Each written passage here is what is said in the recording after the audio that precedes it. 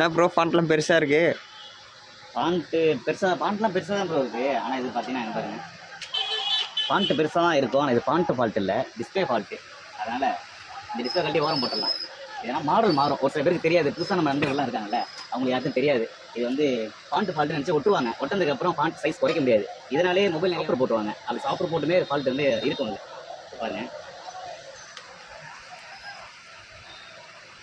கரெக்டான மாடல் வச்சா மட்டும்தான் உங்களுக்கு ஃபாண்ட்டோட சைஸ் கரெக்டாக இருக்கும். அதில் பார்த்தீங்களா, விவோ ஆன் ஆகிடுச்சு. ஒரு 2 மினிட்ஸ் அப்படியே மொபைல் உள்ளே போட்டோம், உங்களுக்கு ஃபாண்ட் அப்படியே காட்டுறோம் பாருங்க.